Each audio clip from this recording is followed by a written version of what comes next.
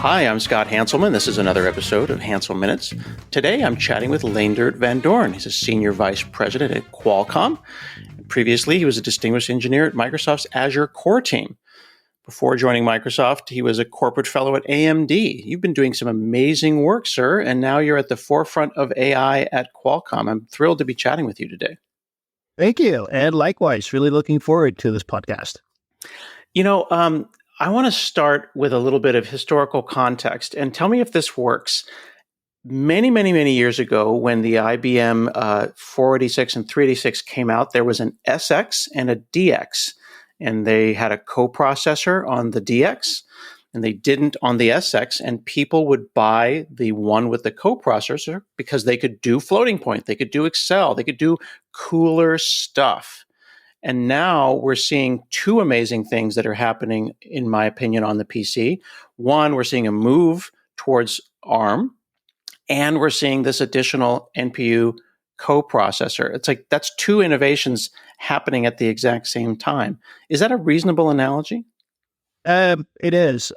So obviously the transition to ARM, right, is giving us a more modern ISA and in many ways a more efficient ISA. And so if you look at what we did recently with the Elite, we give an enormous battery lifetime, right? 19 hours, I think, for the Dell XPS, 26 hours for HP.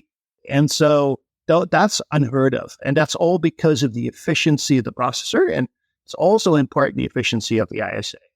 Then there is a whole other component of it as well, because doing things on a general purpose computer still takes power, right? And then for dedicated tasks, multimedia, but also AI, you want to have a dedicated accelerator that is just optimized for doing that. Like take, for example, playing a video, right? For playing a video, you don't need to keep your more powerful and therefore more energy hungry main processor busy. You can just keep a small accelerator on the side busy, and it does all the playing. And that's how you get to these really long battery lifetimes. Same is true for for AI accelerators, right? If you look at Recall, it continuously runs in the background and monitors things and learns about your environment. By running that on a dedicated NPU, it takes about 30 minutes of your lifetime, of the battery lifetime of an entire run, as opposed to if you were to do this on a GPU where it would take 6 hours or more. So yeah, accelerators is all about how can you more efficiently do your compute by having a dedicated engine for it. One of the things that I like to do on the podcast is expand three-letter acronyms, TLAs. So you said ISA, instruction set architecture, that our audience might not be familiar with. Why is that such an important thing that we're moving away from the x86, x64 instruction set architecture? The x86 instruction sets architecture has a lot of legacy, right? It's like it's a 40-year-old ISA, and so we've learned a lot of things. And so the ARM instruction set had the benefit of starting much later. So they could take a lot of those learnings from x86 and other instruction sets and then build a more optimized instruction set around it that takes less power. And I noticed that Qualcomm, and this is kind of my analysis of the thing, seems to have shifted to a developer first approach, which I find very attractive as someone who's a developer first. Like, who are we doing this for? This is for the developer. We want to make them happier, because if you make the developers happier, that's the tip of the spear, and everything else comes from there. Was that something you were involved in, or was it like that when you arrived at Qualcomm? No, very actively involved in it. So I joined Qualcomm 2 years ago. And I specifically joined to help with software strategy and with some of our budding data center initiatives. And that was my background at Microsoft, right? In Azure, as you just mentioned, I was responsible for getting ARM server into Azure and developing both Windows, but also the entire Azure software stack, both storage and virtualization stack, and moving that to ARM and getting that stood up in Azure. So when I came to Qualcomm, one of my first observations was that we weren't very developer friendly. Now, and it's all very explainable because we are historically a cell phone company that is very aggressively trying to diversify. But we're still going through this journey. And so one of the things with cell phone is you got a handful of customers that you work with. We are also an IP company, so therefore very protective of our knowledge, right? And so the company was set up for that. And if I then looked at the our growth businesses, XR, PC, IoT, auto, these all have a lot of different developers. And so I made the argument, and this is what we call internally developer first, is like, hey, we really need to enable developers to use our hardware, to use our platform, be able to develop for our platforms with and without our help.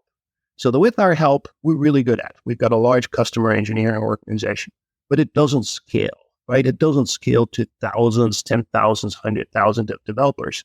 So we need to get this without our help, or what I call no touch or low touch enablements. And so that's something we've been very focused on. As a result of it, I wrote this thing that every company needs to go through that. It's what I called the open manifesto, where I basically laid it out. I said, look, our growth businesses are not going to reach its full potential if we don't work better with developers and give the developers what they want and what they need, which is access to information, right? Don't encumber this with license terms or things like that. We need to be more open. And so that's the journey we've been actively on for the last 2 years. And by the way, all of this is understandable how we got here, right? Qualcomm got there, and we are a very successful company, right? So there's nothing wrong with that approach. It's just that in the new world, where we have to address many, many markets, deal with many, many different kind of developers, we need a different approach. And that's really what comes down to what we refer to as developer first. Now, there's a ton of silicon innovation going on, but you called out you're doing XR, extended reality, doing VR. You're doing Linux on IoT on the edge. You've got these SoCs, these systems on a chip for every form factor. And I think sometimes in doing everything for everyone, mobile, PCs, automotive, someone, I see tech journalists saying this, I see the Twitterati will say, oh, it's just a phone chip on a PC, or it's just they kind of use a minimizing term. It's just. And I get that they're doing that to understand what's happening. Like, oh yeah, they put the chip from the phone into the laptop. How can I have that kind of power? How can I have laptop power if it's, quote, just a phone chip? And I know that's an oversimplification. Yeah, and it's actually not true, right? Mm-hmm. So the chip that we build for the PC is very different from what we build in an auto, is very different from what we put into a cell phone. Now, there are lots of things that are shared, like, for example, the CPU core is shared, right? But even that, there are various configurations of it, right? And then the numbers that go in, the number of memory channels that you've got available, the number of accelerators, and for example, if you take the NPU internally has a number of processing elements, PEs in it. And yeah, we expand those numbers and we reduce them based on the target that we go after. So they're not the same chips at all, but there are the same building blocks. Ah, okay. So then the Snapdragon X series is not a phone chip. That's something that is exclusively powering my PC. I've got a Copilot Plus PC right here. That is a custom chip for that to make that PC a fantastic PC. Yes, exactly. Right. And it's very focused on that. And it's too big and it's too expensive to go into a cell phone, right? So in a cell phone, you typically have something that is smaller. And then it doesn't need those capabilities either, right? So no, they're very different chips. But again, same building blocks, right? So highly leveraged designs. That's absolutely true. And then on the software side too, right? We're very modular, right? So again, there are different software stacks necessary for the PC. There's a different software stack necessary for IoT. But again, there's a lot of reuse, right? And we're trying to make as many things reusable because it reduces our development costs. Yeah. Now, this is more of a question kind of about vibes. And I've always wanted to ask this because, I'm on an Intel Giant PC right now. But when I throw my laptop in my bag, I'm taking my ARM, my Qualcomm PC. It feels snappy. I've talked to people about this. We don't understand why, though. There's a vibe. It's snappier. You close it, it shuts down. You open it, it turns on. Like all the things we were promised for PCs, we actually are getting now. Like I don't put it in my bag and worry that it might become hot. It has this one I have only has 16 gigs of RAM, which I thought wouldn't be enough, but it feels like a 32 gig RAM machine running in 16. Is there a technical explanation for why the vibes are better on my ARM-based PC?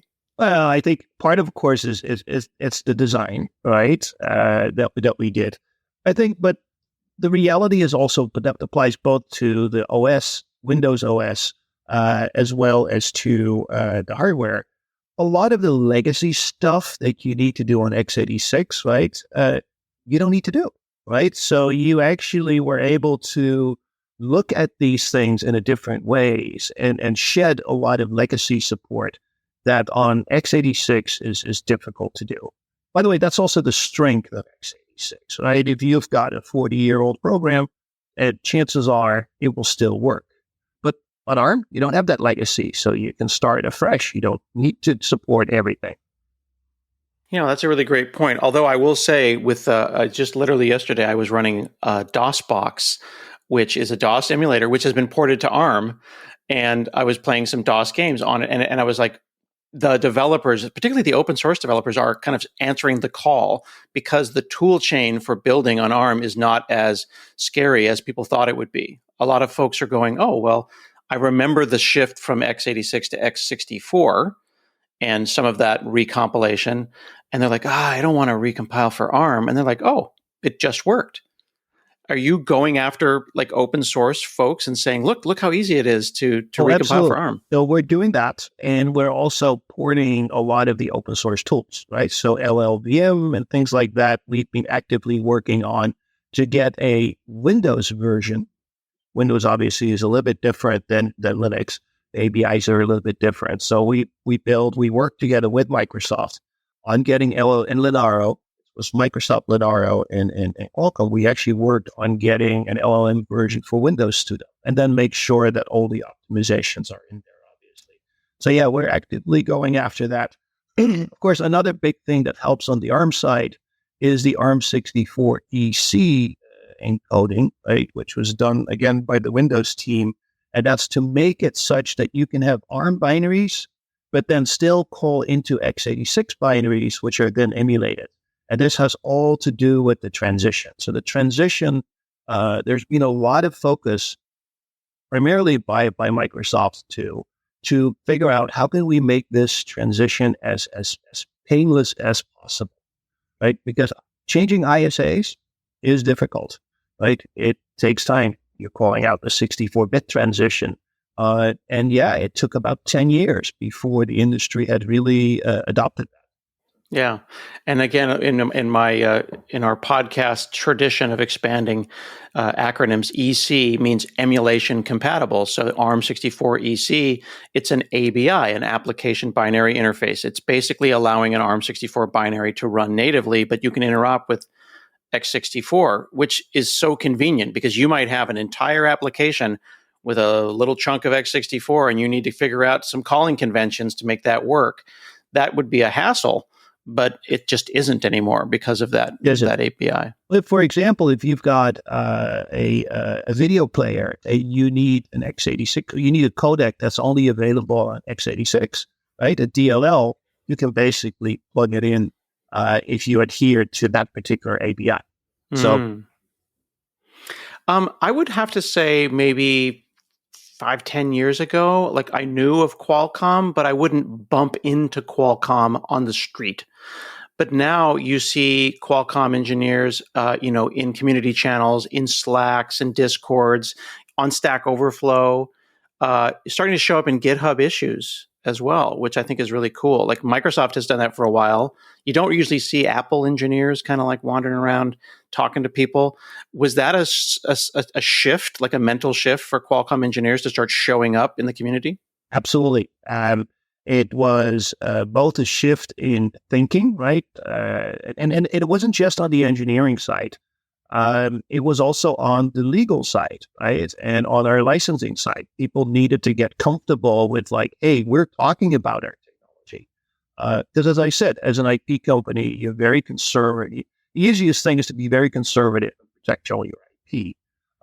And that works well, right? If your ecosystem is relatively small and closed. But obviously, we're now working in all these open ecosystems and ecosystems that are already established, right? They have their rules of engagements. And so we need to conform to that as opposed to us trying to say, hey, this is how it worked in the cell phone space. Do it like this because nobody cares, right? People want to say, well, we're already doing it this way. This works for us. This works with all these other vendors. Welcome, you go and do the same thing. So yeah, so we've been very much engaging with the community. To your point, Discord, GitHub. We've taken a much more public stance toward Linux. Like, for example, although it wasn't part of the product plan, right? The engineers did actually enable Linux on the X Elite, but we basically we released all of that. We open sourced all of that. So people are now building Linux for the various, I think, Dell, XPS, Lenovo platforms. And yeah, you can just download Debian. That's so cool. I really think the part that's exciting about it is, like you said, the building blocks. That, like, well, yeah, why shouldn't they be able to play with these building blocks? Like, I bought the silicon. I have this machine. I want to see what I can do with it. The other thing that I think is interesting is it's not just when we say system on a chip. For some people, it's like it just works. Like for my non-technical family members, they're going to pick up one of these, Snapdragon-based PCs, and it's going to just work, and they're going to love it, and they're not going to even know. Like my non-technical wife is not going to care as long as her apps run. But when I look at it, I go into Task Manager and I'm like, wow, there's a system on a chip, but we've got an NPU, a GPU, and a CPU. It's a heterogeneous compute model on a chip, which I think is so amazing. Yeah, but to be honest, every semiconductor is going to an SoC, right? When I was at AMD, we were building an SoC. We wouldn't call it that back then. Right. Really, by the time when we started to integrate, remember North bridges and South bridges, right? Where they became one, that was an SoC, right? And so in that sense, everything really is an SoC nowadays. But I think your most important thing with a comment about X Elite is it just works, right? Windows comes up just like any other system. It works in the same way. You've got the same tools running.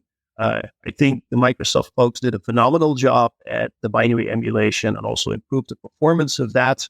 So again, a lot of those programs will just work. Yeah, it's funny because as someone who keeps Task Manager open on another monitor at all times, like I think there's a certain personality type that is always running Task Manager. When I started with the early ARM developer kits, I would have Task Manager open and I would have that one column that shows me whether or not this process is an x64 process or an ARM process. So I would have this instruction set anxiety of a kind. And that has slowly fallen away because of tools on the Windows side, like WinGet, which is like apt-get, but for Windows. When I say WinGet install, it's going to get me the right version, the ARM version. When I went recently and got LM Studio, which is one of my most favorite AI apps, there's a Snapdragon version of LM Studio, and I don't think about the instruction set anymore. Everything's just working, which is super cool. And that's how it should be, right? I think that the ISA is really not that relevant, right? It's what you run on top of it, and it's what you build on top of it. And then, the underlying processor needs to stand on its own merit, which really is about performance. It's about battery lifetime, right? In a notebook format, it's about what is your video performance, what is about your AI performance, right? Those are the kind of things you should measure something. Yeah, absolutely. So when we're thinking about doing AI, I have talked to again, non-technical people who think that AI is just sending your data off to some giant company and some very large language model doing the work. But I think more and more and more, we're going to have expectations for local, private, processing and AI processing happening on an airplane. I always think about airplane mode, like what AI scenarios can I do while I'm on the plane? And that NPU is where that comes in into play. Completely agree. I think you're calling out privacy, which is obviously one. Response time is another reason why you want to do this locally, right? Because that's where you don't have to go into the cloud. You don't have to wait for milliseconds to go to something in the cloud and have your answer back. It responds immediately. And then, of course, there is power efficiency. I think the cloud providers are finding out that buying lots of GPUs, right, is expensive. It's very power hungry. And so offloading it to the devices themselves, especially when they've got efficient accelerators, right, is a much better trade-off for them as well. Now, obviously, you can't run the same like 500 million parameter models there, right? So you're talking about 7 billion parameter. Well, she got my metrics wrong, but you can run 7 billion parameter models, right, on the NPU just fine. But yeah, if you want to run an $80 billion parameter model, then it becomes more tricky, right? So I think you're going to see these hybrid models where there is certainly a certain set of it that all the queries, most of the queries are first processed locally, and then they are pushed into the cloud if the local model is not capable of answering it or dealing with it, right? So you're going to see this kind of trade-off. And of course, in the meantime, I also fully expect that these accelerators will continue to grow and increase in capabilities. And also the models will change, right? We've had some very interesting disruptive changes just over the last couple of years where the models completely change. So is the future really going to be one large language model, or is it going to be lots of little models with an orchestrator on top of it? And that, again, is going to change this architecture completely. And what you can do on a client device changes completely. Yeah. I think that kind of realization that these very large language models were really kind of a melding of the minds of many little models, and that you can get really, really effective results with a couple of single-digit billion parameter models rather than one super or uber model. And clearly Microsoft and Microsoft Research is at the forefront of this, right? They're doing a lot of work here. And that's actually a very interesting development from my perspective, because then all of a sudden you can run these models, you can get the experience of a large language model, really large model, on energy constrained devices, right? Like a PC, like a cell phone. And again, that goes back to what I think is the most interesting thing about AI. It's going to be it's going to fundamentally change the way how we interact with devices. It's going to be a much more natural experience. You're going to be talking to it. I mean, where we're currently being handicapped by keyboard, right? You're going to be able to talk to the device and you can interact with it. I remember in 1984, my parents took me out of school and we went to see Star Trek IV when it was launched, and that's the one where they go back in time to save the whales. And there's a scene where Montgomery Scott, the engineer, sits down and they ask him to go and do some computing, and he sits down on an Apple computer and he picks up the mouse and he goes, "Computer?" And they say, "Use the keyboard." And he's like, "Oh, how quaint." And I finally feel like we're there where I could, sit down to a computer and maybe have a whole ongoing conversation. It is going to change the interaction model fundamentally. And it's only taken, 40 years. Yeah. Oh, it's going really fast. Yeah. Now, that said, I think that AI still needs to come a long way, right? I mean, hallucinations are real. And so AI is a great tool in my mind, but you need to be an expert so that you can spot those hallucinations and actually correct that. The one other thing I wanted to kind of dig into a little bit is the kinds of instruction sets that a CPU is good at versus a GPU versus an NPU, because a lot of us went out and bought big, expensive GPUs thinking that was going to be our way forward to run local models, to do that kind of work. And then NPUs are starting to come up. And I don't think about them in the same way as a big, heavy, heating the room kind of video card. What are GPUs good at from a math perspective, and what are NPUs good at? And why is one better at some parts of AI versus other parts of AI? So the biggest thing is the GPUs do everything in floating point, right? And floating points are actually complicated operation, require lots of transistors to actually make them happen. But one of the big things you see with the NPU is we do everything in integers. And integers are much simpler, require much fewer transistors and therefore less power, significantly less power. But there is a conversion step because most models are trained, or all the models are really trained with floating points. And then you have to retrain them or what will requantize, I should use the correct terminology, into integers. And that is a tricky operation. And that is time consuming. But once you do that and you finish that, then you've got an amazing performance and an amazing power profile out of running those models. So that is really, and there's some other architectural differences too, but those are the big things. You also referred to a generic, did you say generic CPU or you talked about? Just kind of CPUs in a generic sense Yes. versus, like now I have 3 processing units, in my machine. I have 3 different tools available to me in my toolkit in one system on a chip. And to be honest, they will all be able to run models. It's just a matter of how efficient, right? So, and now there is an interesting thing to it, right? If you look at your NPU, it is more efficient than your GPU. Your GPU is more efficient than your CPU. Now, they can all run these models, but that's an efficiency thing. Now, from a developer perspective, it's actually the other way around. It's much easier to bring up a model on a CPU than it is on a GPU, than it is on an NPU, right? So it's all about like, hey, are you willing to take your time investment to get something running on the NPU? Now, the returns of that is you have an amazing power and performance profile. But it's going to take you time to get it there. And so if time to market is really critical, you'll see people go first for the CPU, then to the GPU, because there's a lot of open source tools available for GPUs. And then you see them going to the NPU. So I think all 3 are going to play a role. It all depends on really what your parameters are. If time to market is critical to you, you'll probably focus on the CPU. Right? If low power is critical, you're going to focus on the NPU. That makes a lot of sense. So then for my, popping back off the stack to my conversation around LM Studio, which is a great application that we can use on any PC.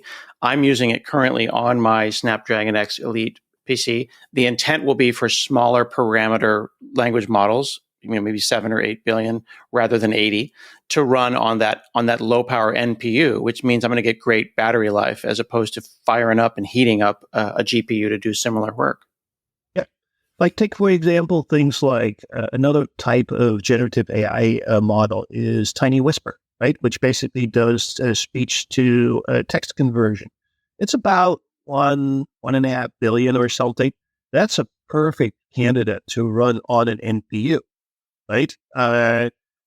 Because it needs to be on all the time. It needs to listen all the time. You don't want to spend the majority of your battery lifetime on it, right? You want to take it as little power as possible. So yeah, great application of the NPU.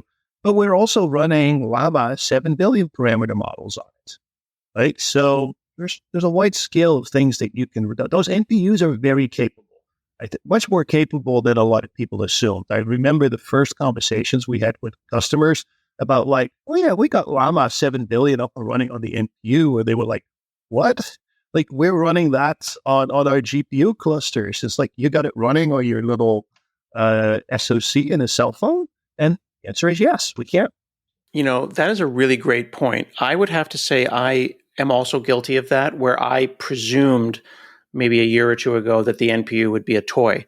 But then I saw this company called Cephable, which is an accessibility company running a model on the NPU full-time for accessibility, such that someone who is disabled or differently abled could interact with their PC and not take up CPU time. Like, why should they pay a tax of 10, 20, 30% of their CPU to, have a model that's running entirely locally, looking at their face, allowing to them to interact with their PC? That's a perfect example of a coprocessor. And it's also a good example of how the user interface with our computer is going to change, right? Yeah, it's a great point. Whether it be speech or your face or whatever, everyone should be able to have those experiences without using up all their battery life and all their power. Fantastic. Okay, cool. Well, so you can get a Snapdragon Elite device like in store. Like this is not a theory. You can go down to Costco, you can go to Amazon, you can go to Best Buy and buy these things right now. Like they're on the shelf. That's Yes. so cool. Large number of OEMs. So that's the yeah? cool thing too. It's not just Dell, HP, Lenovo. You can get there. We launched with a lot of partners here. So yeah, it's broadly available. As well as you said, your Linaro collaboration. So there's documentation and tools for developers to run Linux on these Snapdragon X devices as well. We've been working with Linaro both on Windows tools that run natively on Windows, but also, of course, Linux, right? That's a big part of what Linaro does. And so, yeah, that's up and running on these systems too. Absolutely fantastic. Well, thank you so much, Leendert van Doorn, Senior Vice President at Qualcomm, for chatting with me today. You're welcome. Hey, I wanted to remind people of one more thing. We have a joint webinar with Microsoft coming up on the 17th, right? So really want to encourage people to go there and register for that at qualcomm.com in developer. And in general, I think going to that website, you'll find a lot of developer tools and a lot of more information around the platforms, not just the PC, X Elite, but also around IoT and all the other things we're kind of doing. So thank you very much for this conversation. All right. Folks can check out qualcomm.com/developer for all things Qualcomm, all things developer, as well as registering for that webinar. This has been another episode of Hansel Minutes, and we'll see you again next week.